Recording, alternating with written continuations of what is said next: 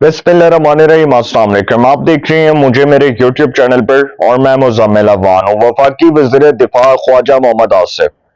उन्होंने एक स्टेटमेंट दी है कि पाकिस्तान के अंदर जो दहशत गर्दों को बसाने का फैसला था वो इमरान खान, जनरल कमर जावेद बाजवा और फैज हमीद का था। उन्होंने कहा ये तीनों का मुश्तरका फैसला था। अब ये जो स्टेटमेंट है ये इसके ऊपर बड़ा वावेला हुआ कौमी असेंबली में और सेनेट में बड़ी गर्ज बरस हुई और जनरल बाजवा जो है अब उनके कॉन्डक्ट के ऊपर बहुत से सवालात उठ रहे हैं, क्योंकि आर्मी चीफ ने, आपको याद है कि जो बनू के दौरे के दौरान एक स्टेटमेंट दिया था कि दहशत गर्दी जो है इसको जड़ से उखाड़ना है और इसको दहशत गर्दी को जो प्रमोट करने वाले जो लोग थे, जो इसको लेकर आए, जो इसके मंसूबा साज थे, जिन्होंने ये घिनौना मंसूबा बनाया, उनको तो कटहरे में खड़ा किया जाएगा। आर्मी चीफ का स्टेटमेंट था। अब जनरल बाजवा जो है उनके हवाले से तो कोई इसमें कोई दो राय नहीं है कि जो उन्होंने शायद मैतला को खुद ने इंटरव्यू दिया था, जनरल बाजवा ने दिया था, उसमें उन्होंने एक बात की थी कि इमरान खान को हम लाए थे और हम उसका तजर्बा इसलिए कर रहे थे कि हम वो तजर्बा मुल्क के ऊपर मुसल्लत इसलिए कर रहे थे कि हम देखना चाह रहे थे कि हमारा तजर्बा कामयाब होता है या फेल होता है। क्योंकि जो बाजवा साहब हैं उनको जनरल शुजा पाशा ने, जो साबिक DGIS रहे हैं, उन्होंने जनरल बाजवा को एक निजी महफिल में इसी तरह बात कर दी थी कि तुम लोग इसको तो लाओगे और तुम लोग को नहीं पता ये शख्स तुम लोग को आंखें दिखाएगा। तो उन्होंने बाजवा साहब ने कहा कि कोई गल नहीं जी, असी तजर्बा करना चाह रहे हैं, असी तजर्बा करके देख लेने हैं, जे साडा तजर्बा कामयाब हो गया तो ठीक है, जे ना होया तो फिर देख लांगे। तो बाजवा साहब जो है जी, उनके हवाले से किसी को जो है वो इल्म नहीं था कि वो इस तरह का काम करेंगे। बहुत से लोग तो अब ये बात कर रहे हैं कि बाजवा साहब का तो किसी को नहीं पता था कि वो इतने जमहूरियत पसंद निकलेंगे कि वो हुकूमतें बनाने और गिराने में अपना कलीदी किरदार अदा करेंगे। इसमें कोई शक नहीं है कि जनरल बाजवा जो है उनके ऊपर ये इल्जामात लगते रहे हैं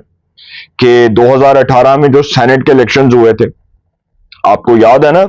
कि जब राजा जफरुल हक और वो जो काकड़ साहब थे, जब वो चेयरमैन सेनेट का और डिप्टी चेयरमैन सेनेट का उस्मान काकड़, जब डिप्टी चेयरमैन सेनेट का इलेक्शन हो रहा था तो उस वक्त कैसे सादिक संजरानी साहब जीते थे, ये कोई बात किसी से ढकी छुपी नहीं है।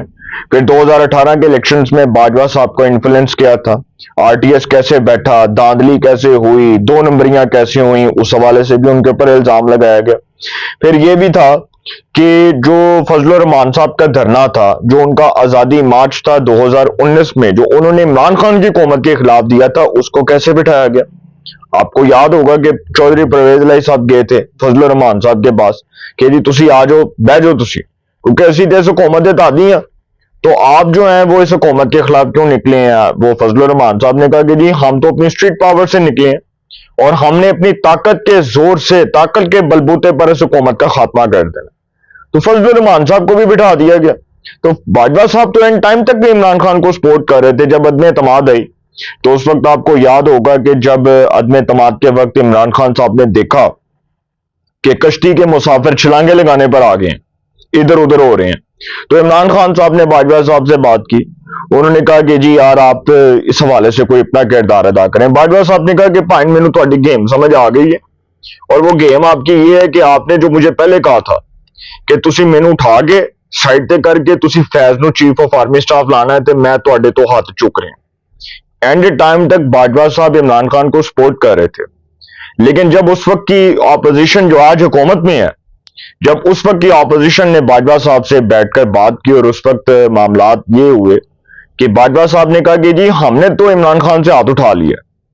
आप अदम एतमाद लाते हैं तो सौ बिस्मिल्लाह, हम इसमें इमरान खान को सपोर्ट नहीं करेंगे। क्योंकि सर जब आर्मी ने इमरान खान से हाथ उठाया था, जब फौज ने इमरान खान की हमायत का जो है वो बेड़ा उठाने से इनकार कर दिया था, तो इमरान खान के खिलाफ अदम एतमाद कामयाब हो गई थी। और आपको शायद याद हो या ना हो, उस वक्त पाकिस्तान की सिक्योरिटी एस्टेब्लिशमेंट में ये डिवाइड थी।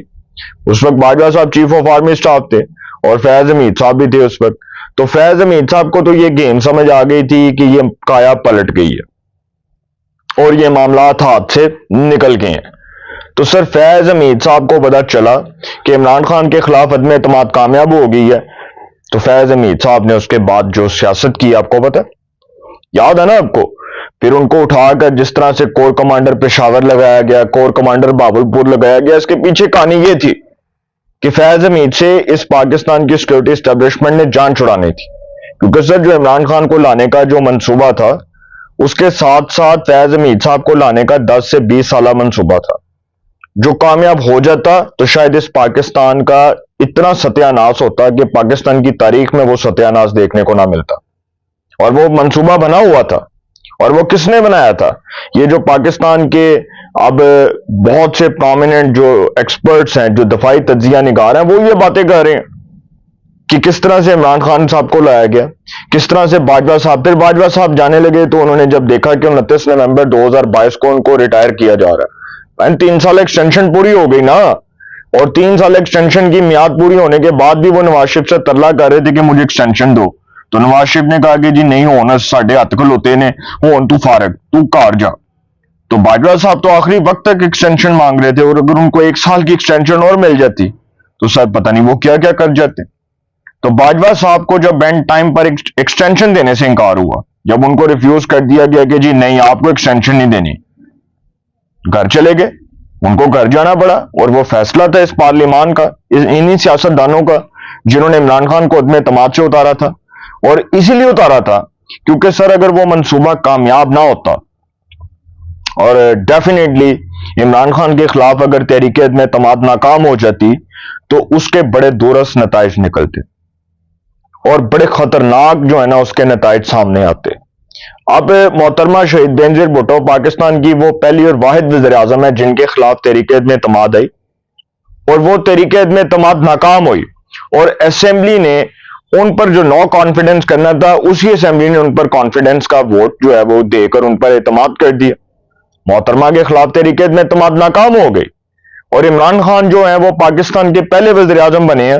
جن کے خلاف تحریک عدم اعتماد کامیاب ہوئی، اور وہ پاکستان کے پہلے وزیر اعظم ہیں جن کو یہ اعزاز حاصل ہے کہ وہ تحریک عدم اعتماد سے فارغ ہوئے ہیں۔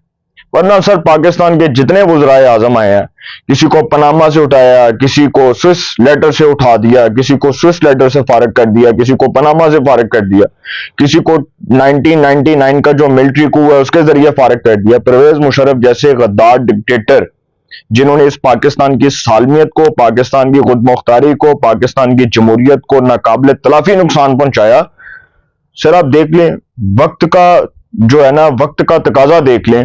کہ پرویز مشرف صاحب جب اپنے وقت میں بہت طاقتور جرنیل کہلاتے تھے، ایک وقت تھا کہ ان کو پاکستان میں سہارا دینے کے لیے کوئی تیار نہیں تھا۔ سر وقت کی ستم ظریفی ملاحظہ فرمائیں نا، اس پاکستان کے وزرائے اعظموں کے ساتھ جو ہوا وہ تاریخ تو اس کو معاف نہیں کرے گی۔ ثاقب نثار نے جو نواز شریف کے ساتھ کیا، اور جو نواز شریف کے ساتھ بدترین سلوک ہوا، اس پاکستان کا وہ پہلا اور واحد وزیر اعظم تھا جو 3 بار اس ملک کا الیکٹڈ پرائم منسٹر رہا، جس کو سب سے زیادہ وزیر اعظم رہنے کا اعزاز حاصل ہوا، اس کے ساتھ ان پاکستان کی عدالتوں نے کیا کیا، اسی پاکستان کی ملٹری جو ہے وہ اسٹیبلشمنٹ نے اس کے ساتھ کیا کیا۔ آج دیکھ لیں نواز شریف نے کہا تھا کہ میں اپنا فیصلہ اللہ پر چھوڑتا ہوں، اور اللہ تعالیٰ فیصلہ کرے گا تو سر اللہ تعالیٰ فیصلہ کرے گا، رب تعالیٰ بہترین فیصلہ کرے گا۔ کون غلط تھا کون صحیح تھا، ثاقب نثار کا کوئی نام لینے کے لیے تیار نہیں ہے، جس کے اندر رونت تھی، غرور تھا، تکبر تھا، فرعونیت تھی،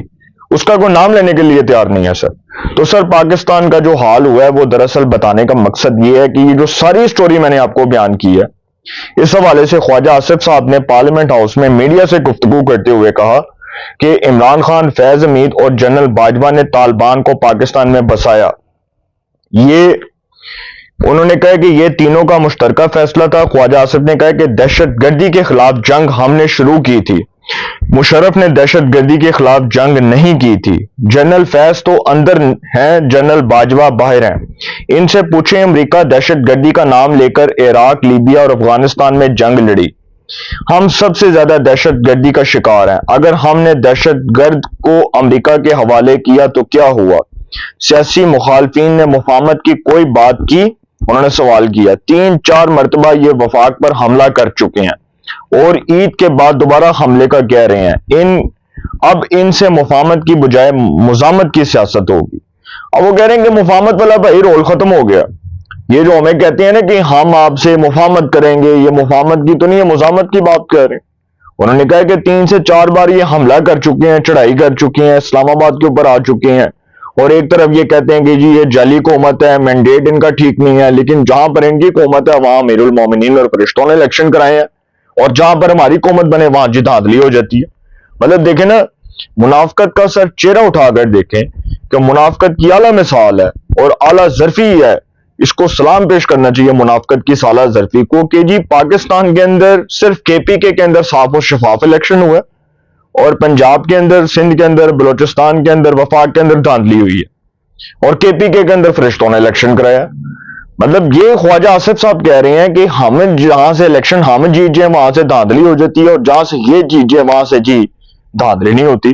مطلب یہ تو عجیب سی سر منافقت ہے. پھر وہ فیض حمید صاحب جو ہیں ان کے حوالے سے بات کرنے کے بعد انہوں نے کہا کہ جنرل باجوہ کو بھی کٹہرے میں کھڑا کیا جائے. پاکستان میں جو دہشت گردی تھی, جو طالبانائزیشن تھی, جو پاکستان میں ٹی ٹی پی جس طرح سے متحرک ہوئی, اس کے پیچھے جنرل باجوہ کا, فیض کا اور عمران خان ہوتا ہے. اب آپ دیکھ لیں کہ افغانستان کے جو طالبان ہیں ان کا بھی سٹیٹمنٹ اٹھا کر دیکھ لینا کہ وہ عمران خان کی محبت میں کس طرح سے بات کرتے ہیں. تو سر جو دراصل پاکستان کے اندر دہشت گردی کا جو ہے نا ایک مسئلہ, اس کو اجاگر کرنے کی ضرورت ہے عالمی سطح کے اوپر, کیونکہ پاکستان کو ٹیررزم سے متعلق بہت سے مسائل درپیش ہیں,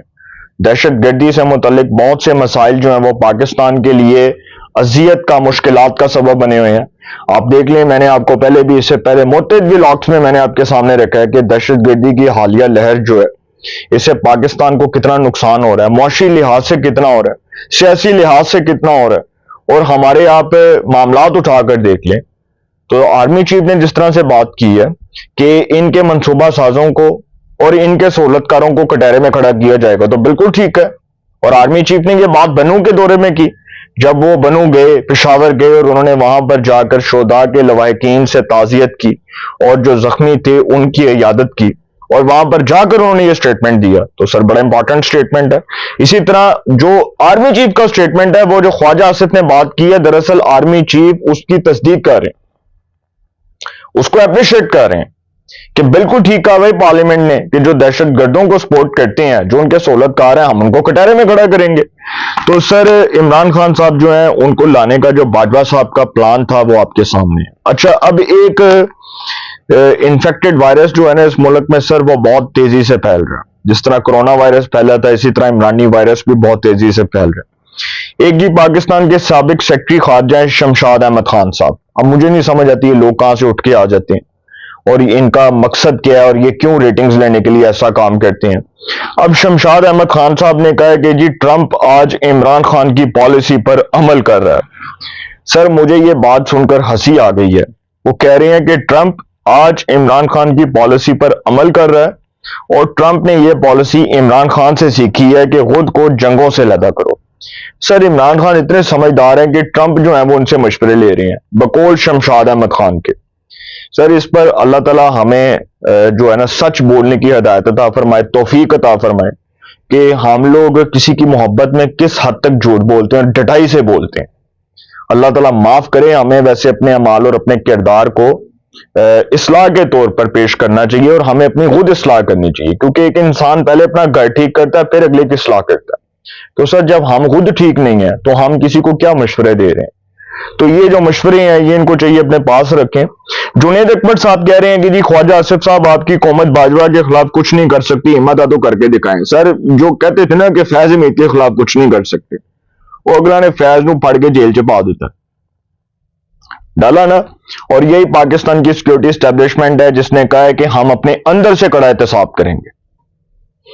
تو سر اسٹیبلشمنٹ کا فیصلہ ہے, اور اسٹیبلشمنٹ نے ان کلیئر ورڈز کہہ دیا ہے کہ ہم نے اپنے اندر سے بھی ان عناصر کو نہیں چھوڑنا جو ریاست پاکستان, جو افواج پاکستان کو, جو پاکستان کی جمہوریت کو ناقابل تلافی نقصان پہنچا رہے ہیں. ان کو کٹہرے میں کھڑا کرنا ہے, ان کو بھی کٹہرے میں کھڑا کرنا ہے. جو دہشت گردوں کے منصوبہ ساز ہیں, جو ان کے سہولت کار ہیں, ان کو بھی معافی نہیں ملنی. اپنی رائے کا کومنٹس میں ضرور اظہار کیجیے گا. انشاءاللہ ایک نئے سیگمنٹ کے ساتھ پھر ملاقات ہوگی. اپنا بہت خیال رکھیے گا. اللہ نے کے بعد